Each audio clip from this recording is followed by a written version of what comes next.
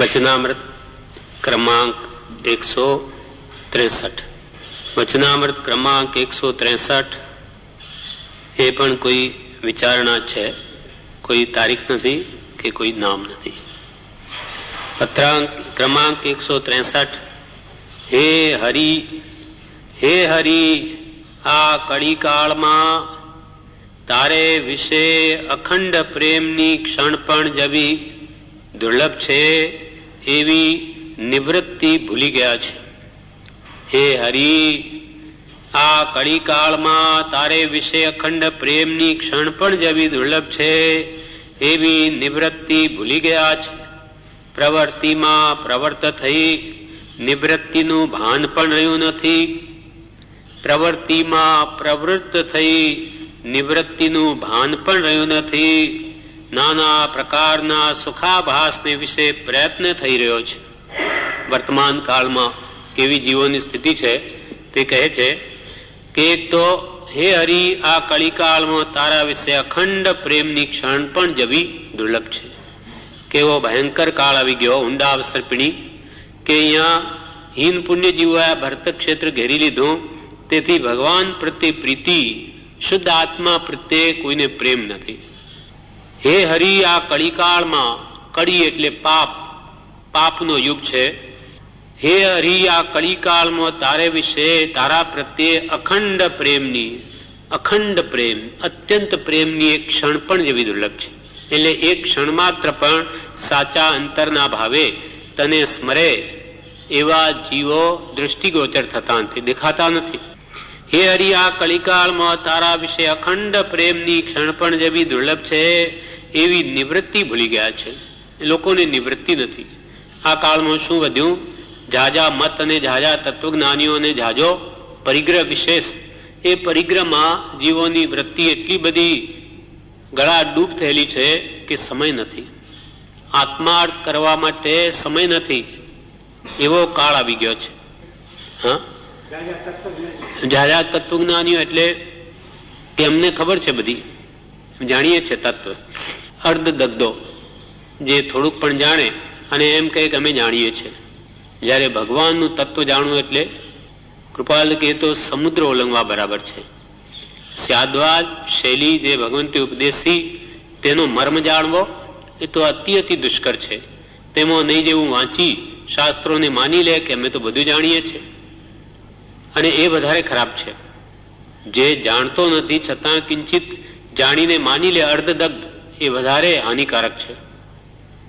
જેમ કે કોઈ કળા જાણતો ન હોય અને હું તો જાણું છું એમ કરીને એ તે કાર્યમાં લાગે તો પોતાનું બગાડે અથવા બીજાનું પણ બગાડે। માટે આવા અર્ધદગ્ધો એમ લાગે છે કે આ જગતમાં ઘણા છે, એવી નિવૃત્તિ ભૂલી ગયા છે। હે હરિ આ કળીકાળમાં તારે વિશે અખંડ પ્રેમની ક્ષણ પણ જેવી દુર્લભ છે એવી નિવૃત્તિ ભૂલી ગયા છે। નિવૃત્તિ મેળવી અને સવાર સાંજ ભગવાનના સ્વરૂપની સ્મૃતિ કરવી, એના તત્વ ઉપદેશ બોધને વિચારવો, એ તો લોકો કે ભૂલી જ ગયા છે। કાળ કેવો આવી ગયો કે રાતના 12 વગાડે કે 2 પણ વગાડી લે ભલે આજના સમયમાં, અને સવારમાં પછી 8-9 વાગે ઉઠે, અને એ ઉઠીને તરત જ નાહી ધોઈને સીધા ઓફિસે કે દુકાને। સવારના ભગવાનની સ્મૃતિ કરવા માટે સમય નથી, એવી નિવૃત્તિ ભૂલી ગયા છે કે ભાઈ થોડીક નિવૃત્તિ લઈને મારે આત્માની સ્મૃતિ કરવી જોઈએ, ભગવાને જે ઉપદેશ આપ્યો તે વિચારવો જોઈએ, આત્મધ્યાન કરવું જોઈએ, ચિંતન કરવું જોઈએ, ભક્તિ કરવી જોઈએ। એ તો બહુ જ જૂજ અલ્પ માત્ર જીવોમાં આ વૃત્તિ રહી છે, મોટો ભાગ તો બધો પ્રવૃત્તિમાં જ પડ્યો છે। એવી નિવૃત્તિ ભૂલી ગયા છે। પ્રવૃત્તિમાં પ્રવૃત્ત થઈ નિવૃત્તિનું ભાન પણ રહ્યું નથી। પ્રવૃત્તિમાં એટલા બધા ડૂબી ગયા છે કે નિવૃત્તિનું ભાન પણ નથી, કે આપણે આ બધું કરવું જોઈએ આત્મા માટે કઈ એવો એમને ખ્યાલ પણ નથી। પ્રવૃત્તિમાં પ્રવૃત્તિ નિવૃત્તિનું ભાન પણ રહ્યું નથી। નાના પ્રકારના સુખાભાસને વિશે પ્રયત્ન થઈ રહ્યો છે। શું કરી રહ્યા છે તો લોકો? આ સુખાભાસને વિશે પ્રયત્ન થઈ રહ્યો છે। સુખનો આભાસ, 5 ઇન્દ્રિયોમાં જીવે સુખ કલ્પ્યું છે, ત્યાં સુખ છે જ નહીં, છતાં માની બેઠો કે છે। એટલે ખાવામાં, પીવામાં, સૂંઘવા, સાંભળવા, સ્પર્શવા, વગેરે 5 ઇન્દ્રિયોમાં સુખાભાસની કલ્પના કરી અને તે મેળવવા માટે જ મથી રહ્યો છે. અને દ્રવ્ય આદિ સામગ્રી વિના એ સુખ પ્રાપ્ત થાય નહીં. તો કે ભાઈ દ્રવ્ય મેળવો, ધન મેળવો, એના માટે સવારથી સાંજ એ જ કર્યા કરે છે. કાં દ્રવ્ય મેળવવામાં, કાં પ્રાપ્ત થયેલ દ્રવ્ય ને આ વિષયો ભોગવવામાં વાપરી અને પોતાનો અમૂલ્ય સમય એમ જ વિતાવી રહ્યા છે સુખ માનીને. નાના પ્રકારના સુખાભાસને વિશે પ્રયત્ન થઈ રહ્યો છે. આરત પણ નાશ પામવા જેવું થઈ ગયું છે. આરત એટલે ગરજ. લોકોને આત્માની ગરજ નથી, એમને આત્મા નથી જોઈતો. એમને તો આ ખાવા પીવા, હરવા ફરવા, 5 યશ આરામ જોઈએ છે. 5 ઇન્દ્રિયોનું વિષયનું સુખ મળ્યું કે બસ બધું મળી ગયું, અને પોતાને એ લોકો સુખી માને છે. આરત પણ નાશ પામવા જેવું થઈ ગયું છે. વૃદ્ધ મર્યાદા રહી નથી. વૃદ્ધ પુરુષો ની મર્યાદા પહેલા 50 વર્ષ પહેલા પણ કેટલી બધી હતી તે આજે નથી જોવા મળતી. આજે તો પુત્ર કે પિતા બધા બેસીને આ બધા ટીવીના આવા ભયંકર રાગ વાળા દ્રશ્યો સાથે જુએ છે. કોઈ શરમ આવતી નથી. એમ કોઈ વૃદ્ધ મર્યાદા પણ રહી નથી, અને ધર્મ મર્યાદાનો તિરસ્કાર થયા કરે છે. ધર્મની પણ મર્યાદા નથી. પૂરતું ધર્મ પ્રત્યે અવિશ્વાસ છે કે આ શું બધું કાલ્પનિક ઊભું કરી દીધું, અને એ આવી રીતે બધી જે પ્રાપ્ત સામગ્રી છે એને ભોગવી નહીં, છોડી દેવાય. એથી શું લાભ? જે મળ્યું છે તેનું તો ભોગવું નહીં કે આગળ મળશે, એવી માન્યતા પ્રત્યે એમને તિરસ્કાર છે. અને આટલો સમય તમે ભક્તિ સ્વાધ્યાયમાં ગાળો, એટલો જો કંઈ કમાણીમાં વખત ગાળો તો પૈસા કમાઈએ, તેમાં શું મળવાનું છે ધર્મ? એમ ધર્મ તત્વને સમજવાની કોશિશ કરતા નથી, પણ એના પ્રત્યે ઉડતો તિરસ્કાર ભાવ રાખે છે. એવી વિદ્યા, વિનય, વિવેકવાળી આ કાળની થઈ ગઈ છે. ધર્મ મર્યાદાનો તિરસ્કાર થયા કરે છે. સત્સંગ શું અને એ જે કર્તવ્ય રૂપ છે એમ સમજવું કેવળ દુર્ઘટ થઈ પડ્યું છે. સત્સંગ જેનું અદ્ભુત મહાત્મ્ય જ્ઞાની પુરુષોએ સ્વીકાર્યું છે, અને કે સત્સંગ મળ્યા પછી જો કલ્યાણ નહીં થાય તો તેને 11મું આશ્ચર્ય સમજવું. 10 અચેરા તો થઈ ગયા, 11મું આશ્ચર્ય કે સત્સંગ પ્રાપ્ત થઈ પણ જો જીવનું કલ્યાણ નહીં થાય, એવો અદ્ભુત સત્સંગનું મહાત્મ્ય છે, છતાં આ જીવને તેનું ભાન જ નથી. સત્સંગ શું અને એ જે કર્તવ્ય છે એમ સમજવું કેવળ દુર્ઘટ થઈ પડ્યું છે. કોણ સમજાવે? સત જે વડે આત્મા પ્રાપ્ત થાય, પ્રત્યક્ષ પ્રગટ આત્મ શાંતિ મળે, પણ એ સત્સંગનું મહાત્મ્ય ક્યાં જાણે, ક્યાં સમજે? એવો કોઈ સમજાવનાર પુરુષ રહ્યા નથી. સત્સંગ શું અને એ જે કર્તવ્ય રૂપ છે એમ સમજવું કેવળ દુર્ઘટ થઈ પડ્યું છે. સત્સંગની પ્રાપ્તિમાં પણ જીવને તેનું ઓળખાણ થવું મહાવિકટ થઈ પડ્યું છે. માનો કે ભાગ્યોદય સત્સંગની પ્રાપ્તિ થઈ હોય તો પણ તેનું ઓળખાણ થતું નથી. ત્યાં પણ જીવ કંઈ ને કંઈ પ્રપંચમાં પડી જાય છે. એટલે જે સત આત્મા તરફ લક્ષ્ય રહેવો જોઈએ ચૂકી જવાય છે. સત્સંગની પ્રાપ્તિમાં પણ જીવને તેનું ઓળખાણ થવું મહાવિકટ થઈ પડ્યું છે. માયાની પ્રવૃત્તિનો પ્રસંગ ફરી ફરી જીવો કર્યા કરે છે. અનાદિનો જે અભ્યાસ છે તે સત્સંગમાં પણ તેને આડો આવે છે. એટલે માયાની પ્રવૃત્તિનો પ્રસંગ ફરી ફરી જીવો કર્યા કરે છે. માયા મોહાદિની પ્રવૃત્તિ તેનો પ્રસંગ જીવો ફરી ફરી કર્યા કરે છે. એક વખતે જે વચનોની પ્રાપ્તિ થતા જીવ બંધન મુક્ત હોય અને તારા સ્વરૂપને પામે, તેવા વચનો ઘણા વખત કહેવાયાનું પણ કાંઈ જ ફળ થતું નથી. તારા અદ્ભુત આત્માને સ્પર્શીને નીકળેલી વાણી સોંસરી ઉતરી જાય.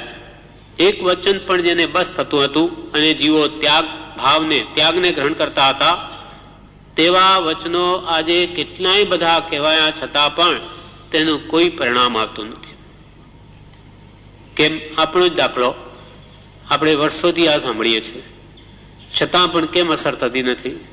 કે જે વાક્યો પૂર્વે કથાઓમાં સાંભળતા જ એક જ ઉપદેશમાં ત્યાગ કરીને ચાલ્યા જતા હવા. તો કેમ એમ? તો ઋષિ કે પ્રભુ, આ જીવે કર્મરૂપી ગોદડા ઓઢ્યા છે, ભારે કર્મી છે જીવ, એટલે આ બોધરૂપી સોટી વાગતી નથી. ધોતિયા રૂપ કર્મ હોય તો ઋષિ કે હમણાં વાગે, એક જ સોટી બસ છે, જાગી જાય. પણ ગોદડાઓનો ઢગલો ઉપર કેટલો બધો પડ્યો હોય તેમાં સોટી ક્યાં વાગે? સોટું લઈને પડે તોય નહીં વાગે. કેમ કે એટલું બધું કર્મોનું ભારે આવરણ છે. એટલે હિન પુણ્ય જીવોએ આ ભરત ક્ષેત્ર ઘેરી લીધો છે. બધા મોટે ભાગે અહીંયા હિન પુણ્ય જેવો ઉત્પન્ન થયા છે જે આરાધક નથી તે. એટલે કૃપાલ કે આવા કાળમાં અમારો જન્મ એ અમને પણ આશ્ચર્ય ઉપજાવે છે. આવા કાળમાં જ્યાં કોઈ મન ખોલવા માટે એવો કોઈ બીજો પુરુષ દેખાતો નથી. એક સૌભાગભાઈ મળ્યા કે પ્રભુ શ્રી કે અંબાલાલભાઈ જેવા ત્યાં મન ખોલે છે, અને એમના નિમિત્તે 200-250 પત્ર આ ત્રણેયના નિમિત્તે બહાર આવ્યા. નહીં તો કોની સાથે વાત કરે? કેમ કે જગતની વાતો એમને ગમે નહીં, અને એમની વાતો જગતના જીવોને ગમે નહીં. એમ આવો આ કાળ આવી ગયો. એટલે કૃપાલ કે જ્ઞાનીનો સમાગમ તો દુર્લભ છે જ આ કાળમાં, પણ સાધર્મી પુરુષોનો પણ સમાગમ દુર્લભ છે.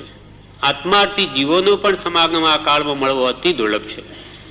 આ તો આપણે આટલા બધા ચારે બાજુ આ દેશના માંથી આવીને રહ્યા છીએ એના અર્થે જ એટલે આટલા બી અહીંયા દેખાઈએ.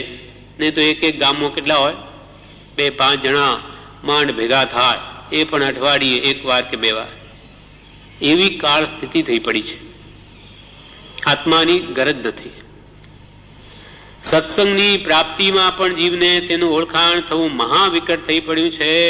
માયાની પ્રવૃત્તિનો પ્રસંગ ફરી ફરી જીવો કર્યા કરે છે.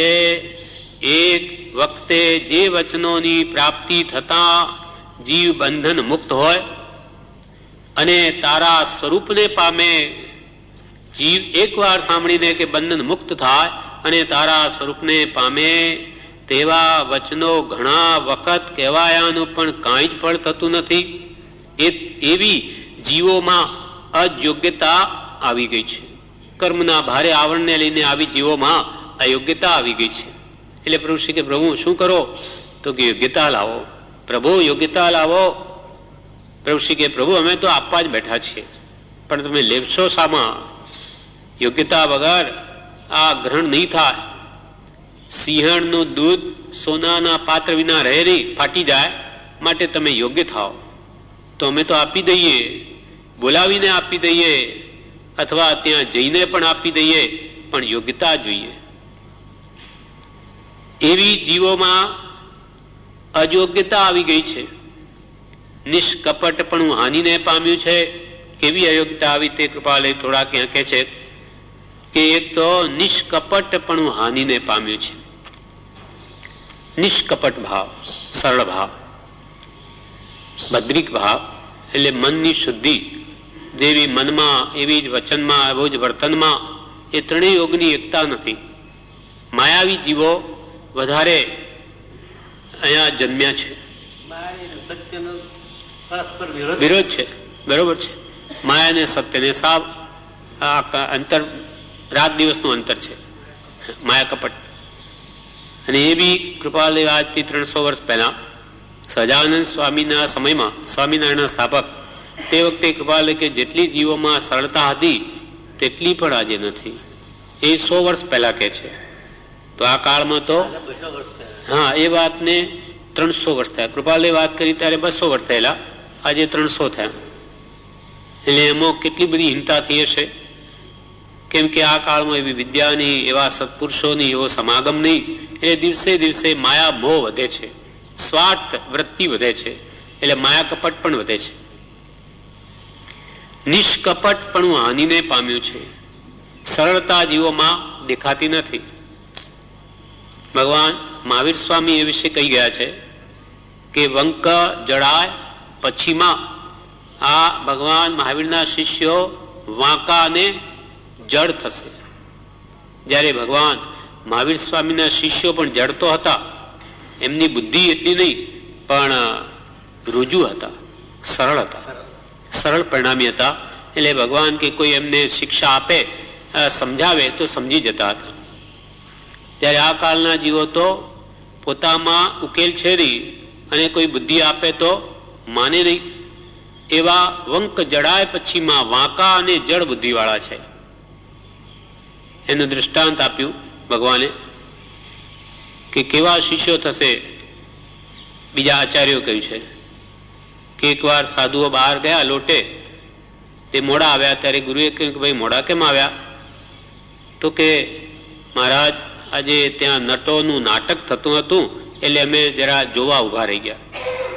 તો કે આપણે મુનિઓ છીએ, આપણને આવું નાટક નહીં દેખાય, મોહનું નિમિત્ત છે. તો કે સારું. બીજી વાર ફરી મોડા આવ્યા. ત્યારે ગુરુએ કહ્યું કે આજે કેમ મોડું થયું? તો તે ભગવાન આજે તો નટીનું નાટક થતું હતું એ મેં જોવા ભારે.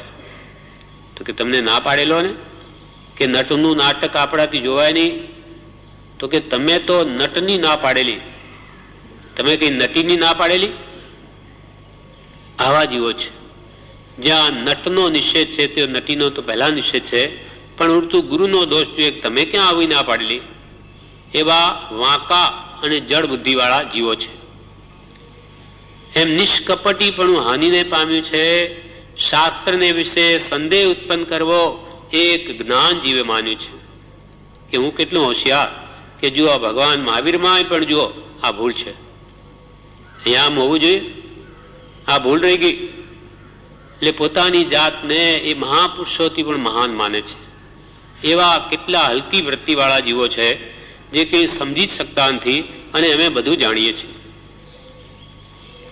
શાસ્ત્રને વિશે સંદેહ ઉત્પન્ન કરવો, શાસ્ત્રમાં શંકા ઉત્પન્ન કરવી એક જ્ઞાન જીવે માન્યું છે. પરિગ્રહની પ્રાપ્તિ અર્થે તારા ભક્તને પણ છેતરવાનું કર્તવ્ય પાપ રૂપ તેને લાગતું નથી. પરિગ્રહમાં એટલી બધી મૂર્છા, મમત્વ ભાવ કર્યો છે કે તારો ભક્ત પણ ત્યાં આવી ચડે તો તેને પણ છેતરી લે. એમ વિચાર નહીં આવે કે ભાઈ એક ઘર તો ડાકણ પણ છોડે તો આ ભક્તને તો નહીં છેતરું? નહીં. લોભ એટલો બધો તીવ્ર છે કે એ કંઈ પણ એની પાસે લીધા વગર એને શાંતિ નહીં થાય. પરિગ્રહની પ્રાપ્તિ અર્થે તારા ભક્તને પણ છેતરવાનું કર્તવ્ય પાપ રૂપ તેને લાગતું નથી.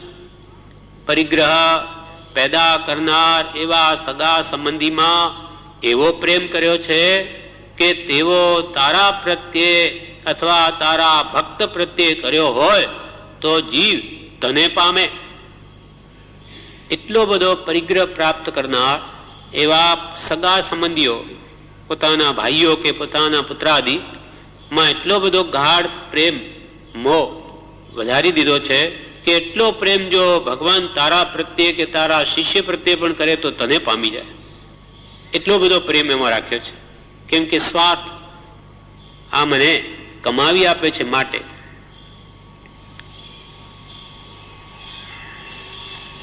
એવી અનાદિની એવી ભાવના જીવની ચાલી આવે છે. એટલે શંકરાચાર્ય એક ઠેકાણે કહ્યું છે કે જે પોતાને કમાવી આપે તે દૂધથી ગાયની જેમ એને ગમે, અને જે કમાવાનું બંધ થઈ જાય કે પછી કે હવે તમારું શું કામ છે, પછી ઘરમાં પણ એને ગમે નહીં, આડા આવે. માતા પિતા પણ હોય, મા છોકરાઓને વગેરેને રાખે, પિતા પણ કંઈક જ્યાં સુધી સેવા કરી શકે પુત્રની કે દુકાને ભલે બેસીને પૈસા પણ લે, કંઈ પણ સેવા આપે ત્યાં સુધી તો એ ઠીક લાગે. પણ જ્યારે વૃદ્ધ થઈ જાય, નકામા થઈ જાય, ત્યારે પછી એ ઘરમાં ગમતા નથી, એટલે કોઈ વાત પણ પૂછતું નથી. એટલે શંકરાચાર્ય કહ્યું છે કે યાવત વિત્તોપાર્જન સક્ત તાવત નિજ પરિવારો રક્ત તદનુચ જરિયા જર્જર દેહે વાર્તા ન પૃચ્છતી કોપિન ગે. યાવત એટલે યાવત વિત્તોપાર્જન સક્ત, જ્યાં સુધી વિત્ત ઉપાર્જન કરવામાં સક્ત શક્તિવાળો છે, તાવત ત્યાં સુધી નિજ પરિવારો રક્ત, ત્યાં સુધી તેનો બધો પરિવાર એમાં આસક્ત રહે છે કે નહીં આ તો દૂધથી ગાની જેમ છે, કમાવી આપે છે આપણને, કમાવ દીકરો છે, પણ તદનુચ જરિયા જર્જર દેહે, સમય આવે આ દેહ જર્જરિત થઈ જાય કામ કરવાને લાયક નહીં રહે, શક્તિ નહીં હોય, ત્યારે વાર્તા ન પૃચ્છતી કોપીન ગેહે, ત્યારે ઘરમાં કોઈ વાત પણ પૂછતું નથી. કેમ કે હવે નકામા કામના નથી, ગળિયા બળદ જેવા થઈ ગયા છે. હવે પાંજરા પોલમાં મોકલી આપવા લાયક છે. અર્થાત એમ સ્વાર્થનો સંસાર છે. શક્તિહીન થઈ જાય ત્યારે કોઈ એના ભાવ પૂછતા નથી, એવો આ સંસાર છે.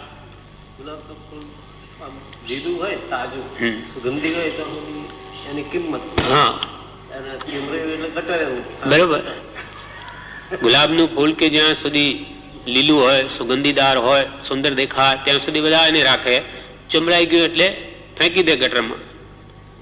તેમ આવો સ્વાર્થમય સંસાર છે એ જાણીને પણ આ પહેલા જાણવું જોઈએ. પછી વૃદ્ધાવસ્થા થઈ, આવી સ્થિતિ થાય, પછી શું કરે? પહેલા તો પછી તો બહુ મોહ વધારી દીધો હોય તો પણ છૂટે નહીં. ત્યારે પહેલાથી જ કે આવું સ્વરૂપ છે સંસારનું, માટે આપણે આપણું હિત કરી લેવું. આમાં વિશેષ ખોટી થવા યોગ્ય નથી, સમય બગાડવા યોગ્ય નથી, એ પહેલા સમજી લેવું જોઈએ. એટલે અહીંયા કહ્યું નિષ્કપટપણું હાનિને પામ્યું છે. આ કાળમાં સ્વાર્થી કપટી બની ગયા છે. શાસ્ત્રને વિશે સંદેહ ઉત્પન્ન કરવો એક જ્ઞાન જીવે માન્યું છે.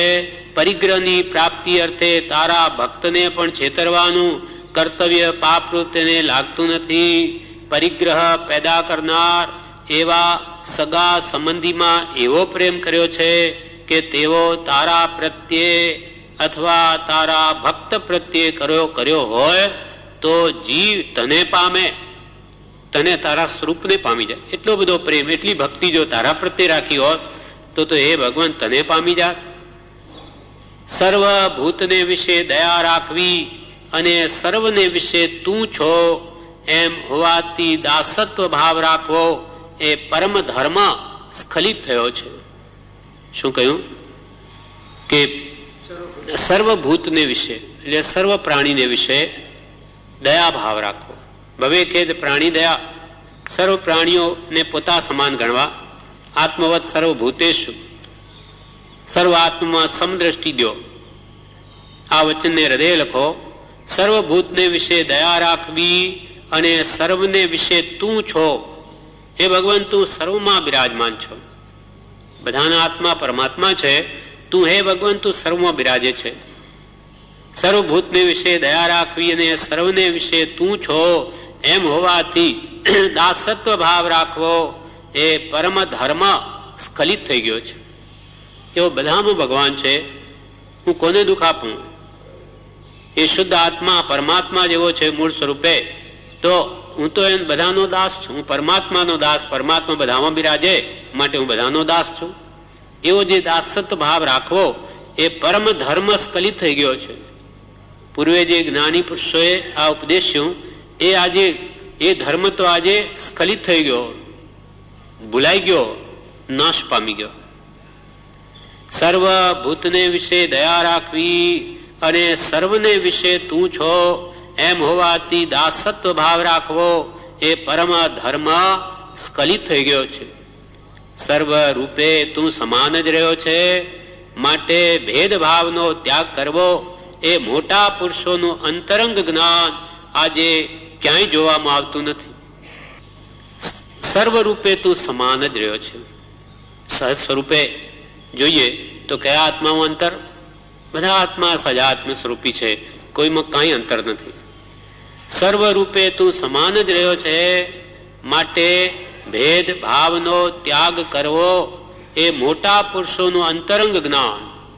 મોટા પુરુષોએ, ભગવંતોએ, જે તીર્થંકરોએ કે જ્ઞાની પુરુષોએ નો અંતરંગ જ્ઞાન તે આજે તો ક્યાંય જોવામાં આવતું નથી. એ ઉપદેશ જ્ઞાનીઓ કર્યો છે, દયા દયા નિર્મળ અવિરોધ, તે તો આજે ક્યાંય જોવામાં આવતું નથી. એ મોટા પુરુષોનું અંતરંગ જ્ઞાન આજે ક્યાંય જોવામાં આવતું નથી. અમે કે જે માત્ર તારું નિરંતર દાસત્વ જ અનન્ય પ્રેમે છીએ તેને પણ તું કલિયુગનો પ્રસંગી સંગ આપ્યા કરે છે. કૃપાલ કે અમે કે જે માત્ર નિરંતર હંમેશા બસ તારું દાસત્વ, એ પણ અનન્ય પ્રેમે, એવો પ્રેમ બીજા કોઈ પદાર્થ પ્રત્યે નહીં, એક આપના શુદ્ધ સ્વરૂપ પ્રત્યે અમે દાસત્વ ઈચ્છીએ છીએ, દાસ થઈને રહેવા ઈચ્છીએ છીએ, તેને પણ તું આ કલિયુગનો પ્રસંગી સંગ આપ્યા કરે છે. આવા આ કલિયુગમાં હીનપુણ્ય જીવો, મોહી જીવો, રાગી જીવો, કસાઈ જીવો, એમનો સંગ અમને આપ્યા કરે છે. અમારે જે આરાધના કરવી છે એ તો તું કરવા દે. એટલે કે આવા સંગ પ્રસંગથી અમને દૂર રાખ. અમે કે જે માત્ર તારું નિરંતર દાસત્વ જ અનન્ય પ્રેમે ઈચ્છીએ છીએ, તેને પણ તું કલિયુગનો પ્રસંગી સંગ આપ્યા કરે છે. હવે હે હરિ, આ જોયું જતું નથી, સાંભળ્યું જતું નથી, તે ન કરાવવું યોગ્ય છે. હે હરિ, હવે હે હરિ, હે પરમાત્મા, હવે આ અમારથી જોયું જતું નથી.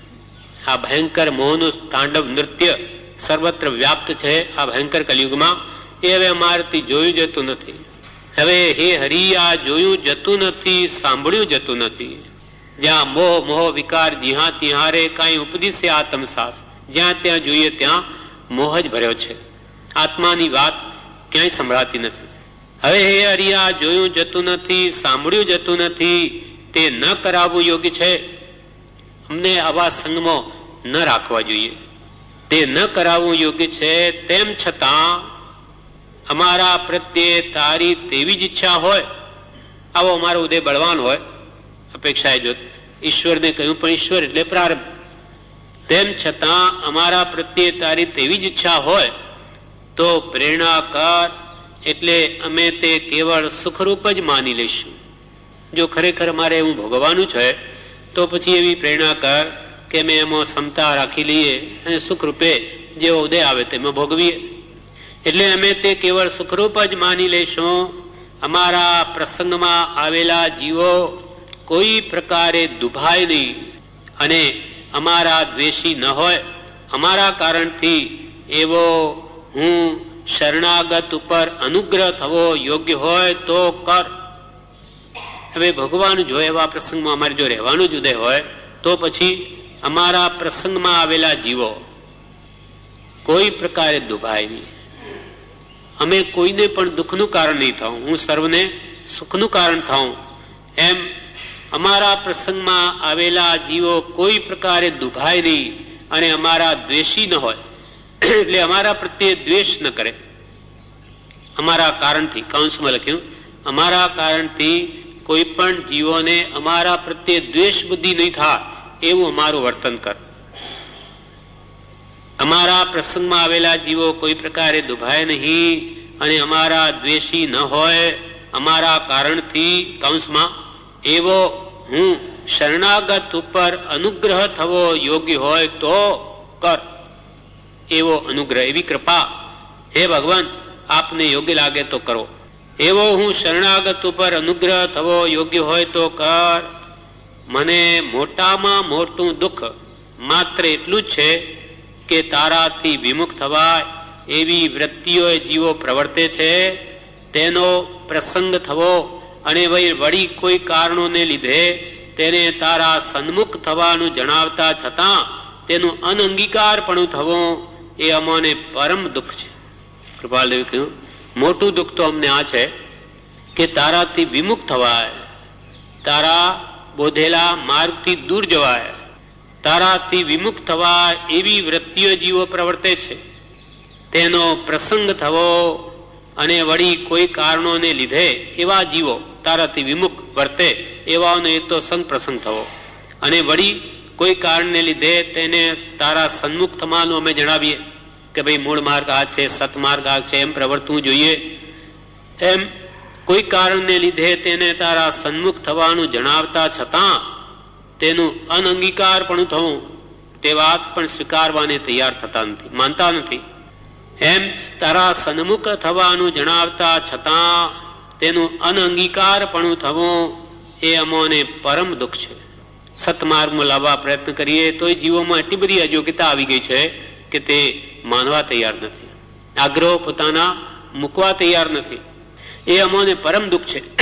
અને જો તે યોગ્ય હશે તો તે ટાળવાને હે નાથ તું સમર્થ છો, સમર્થ છો. મારું સમાધાન હરી ફરી હે હરી સમાધાન કર.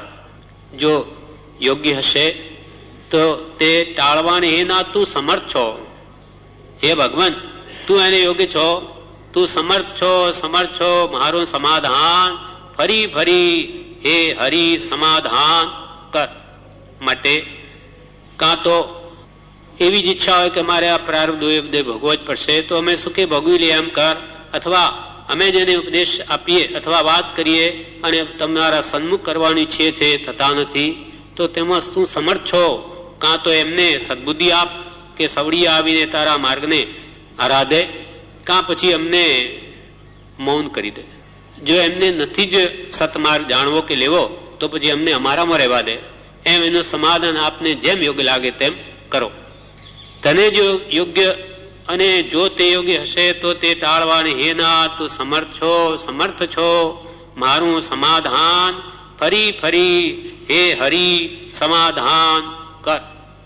આ પ્રમાણે આ પત્ર પૂરો થયો. તેનું વિવેચન પણ છે, હા મોટું છે ઘણું, એ આપણે વાંચી લઈએ.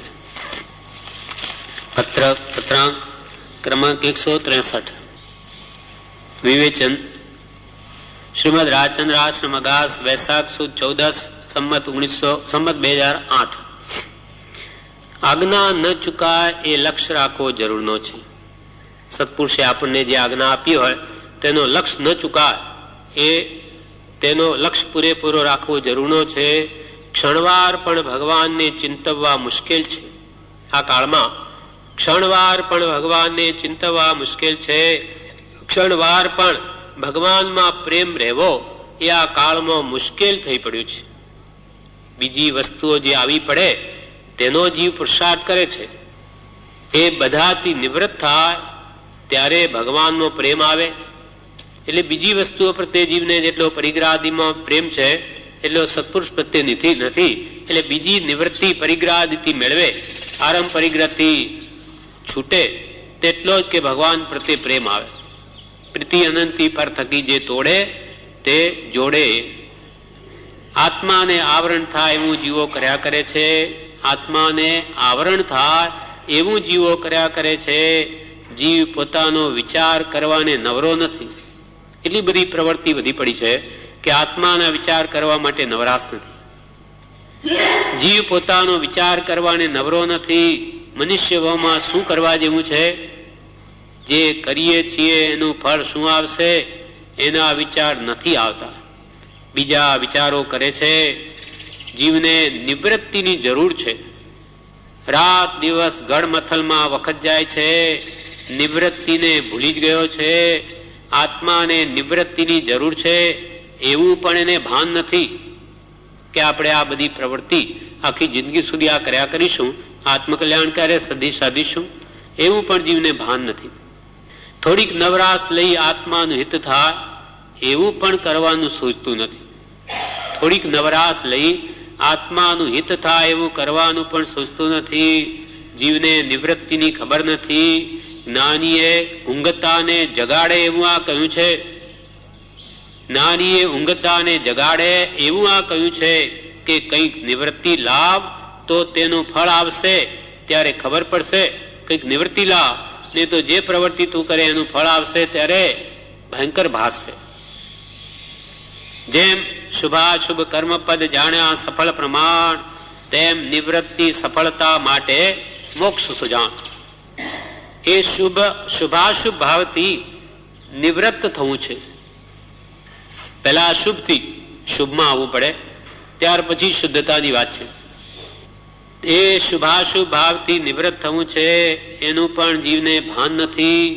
શું સુખ છે તેનું પણ ભાન નથી. સુખ શું? આ જ્યાં સુખ શોધે છે ત્યાં તો છે નહીં, પણ એનું એને ભાન નથી. સાચું સુખ શું? સુખ શું છે તેનું પણ ભાન નથી. લોકો જેને સુખ કહે છે તે તો સાચું સુખ નથી. પાછળ દુઃખ આવે એવું છે, છેતરે છે એ સુખ નથી. પશ્ચાત દુઃખ તે સુખ નહીં. જેની પાછળ દુઃખ આવે તે સુખ ન કહેવાય. પશ્ચાત દુઃખ તે સુખ નહીં. જે હમણાં આપણને સુખાભાસ રૂપ ભાસે અને એનું ફળ જો દુઃખ આવે તો તે સુખ પણ દુઃખ નહીં, તે દુઃખનું જ બીજું રૂપ છે. जिस सुख अंदर वसे दुख वसे सो सुख भी दुख रूप, दुखનું જે બીજું રૂપ છે. પાછળ દુઃખ આવે એવું છે, છેતરે છે. જેની પાછળ દુઃખ આવે તે સુખ ન કહેવાય. સુખ તો તેનું નામ કે જેની પાછળ દુઃખ ન આવે. સાચું સુખ તો તે કે જેમ જેમ ભોગવે તેમ એની માત્રા વધે.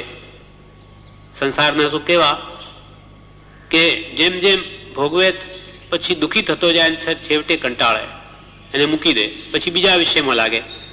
એટલે એ સુખનું લક્ષણ નથી. સુખનું લક્ષણ નિરાકુળતા છે. અને વિષય ભોગવ પાંચના વિષયોમાં તો પહેલા આકુળતા થાય છે. ભોગવતા આકુળતા થાય, ભોગવ્યા પછી પણ આકુળતા થાય. એની ત્રણેય અવસ્થા ભૂત વર્તમાન ભવિષ્ય ત્રણેય દુઃખરૂપ છે. માટે સુખ છે જ નહીં. જેની પાછળ દુઃખ આવે તે સુખ ન કહેવાય. સુખ તેનું નામ કે જેની પાછળ દુઃખ ન આવે. ઉપર ઉપરથી સુખ લાગે પણ ફળ દુઃખ આવે છે. સુખાભાસ છે તે મોક્ષના સુખને ભૂલાવે છે. સુખાભાસ છે તે મોક્ષના સુખને ભૂલાવે છે. વૃત્તિ એમાં લાગી ગઈ, ચોંટી ગયો વિષયોમાં પાંચના. એટલે એને આત્મા વિચારવાને કે સાચું સુખ માટે અવકાશ નથી. સુખાભાસ છે તે મોક્ષના સુખને ભૂલાવે છે. એ સુખાભાસને સાચું જાણીને મથી રહ્યો છે. જગતના સુખ બધા ઠગવા વાળા છે. જગતના સુખ બધા ઠગવા વાળા છે. નાની એને સુખ કહેતા નથી. નાની એને સુખ કહેતા નથી. આત્માને સુખી કરવા માટે જરાક પણ નિવૃત્તિ મેળવવી. એટલે નાની પુરુષોએ આરંભ પરિગ્રહ પરની નિવૃત્તિ ઉપર મૂકેલો ઘણો ભાર, ખૂબ ભાર મૂક્યો છે કે પહેલા કંઈ નિવૃત્ત થાઓ તો કંઈક તમે આત્મ તત્વને વિચારી શકો. હું કોણ છું, ક્યાંથી થયો, શું સ્વરૂપ છે મારું ખરું, કોના સંબંધે વળગણા છે, રાખું કે પરિહરું, એના વિચાર વિવેકપૂર્વક શાંત ભાવે જો કર્યા. વિચાર ક્યારે કરે કે પેલા વિચારથી નિવૃત્ત થાય તો એને આ વિચારને અવકાશ મળે, તો સર્વ આત્મિક જ્ઞાનના સિદ્ધાંત તત્વો અનુભવે. આત્માને સુખી કરવા માટે જરાક પણ નિવૃત્તિ મેળવી.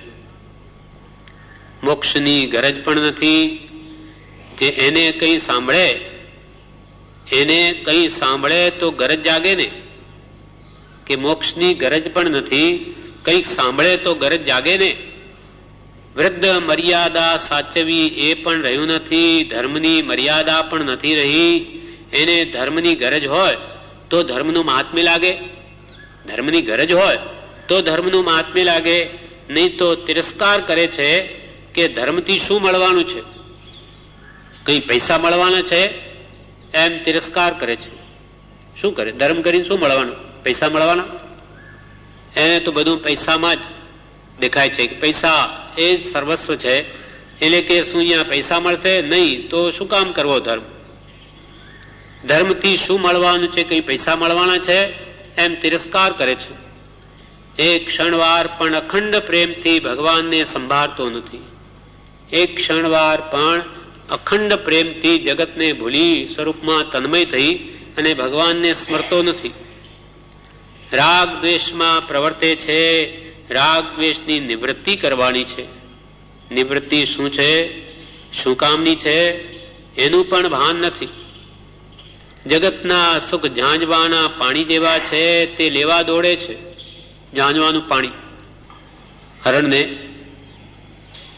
ભયંકર જેઠ મહિનાની ગરમીમાં આકાશમાં આમ ચળકતું દેખાય, પાણી જેવું લાગે. એટલે દૂરથી રણ પ્રદેશમાં એને થાય કે હા ત્યાં પાણી છે. હા, રેતી ચળકે. હા, તો એને એવું દેખાય કે ભાઈ ત્યાં પાણી છે. એ દોડ્યા કરે. જેમ જેમ દોડે ને આગળ જાય તો આગળ ને આગળ દેખાય. ખરેખર પાણી છે નહીં, પણ એને ભાસે.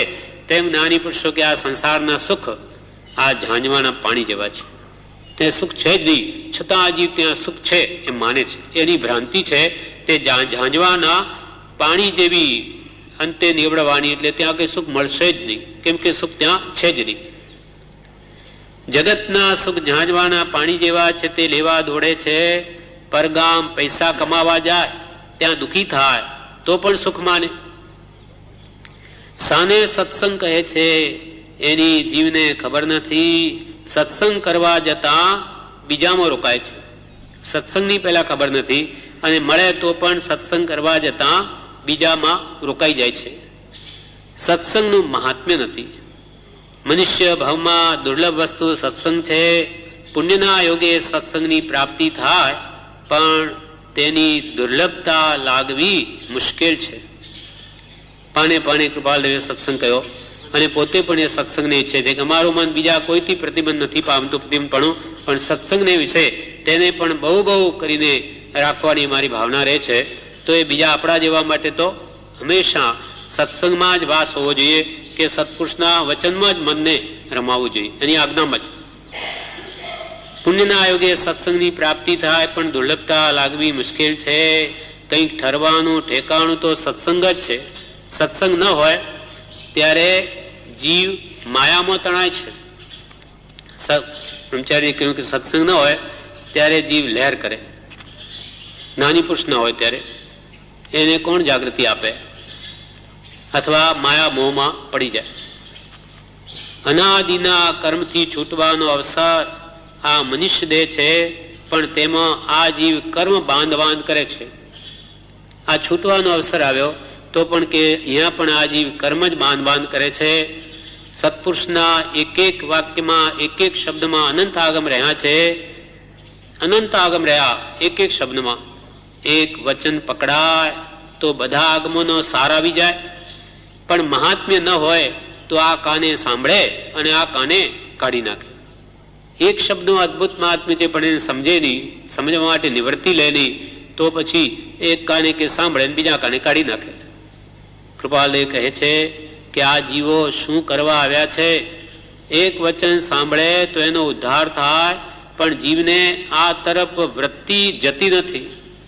મઘાના પાણી ભરી લેવાના છે. પ્રભુશ્રીજી કહેતા કે આત્મસિદ્ધિ લબ્ધિનો ભંડાર છે. પહેલા 4 જણને માટે લખાયેલી, પણ હવે બધાને આપી, પણ એનો કંઈ ઉપયોગ થતો નથી. એટલે વિચારી અને એ ભાવો આ 6 પદની શ્રદ્ધા દ્રઢ થતી નથી, અથવા એ જ કરવા જેવી છે, પણ એનો કંઈ 4 જણને માટે લખાયેલી, પણ હવે બધાને આપી પ્રભુશ્રીએ, પણ એનો કંઈ ઉપયોગ થતો નથી. જીવને ધર્મની ગરજ નથી.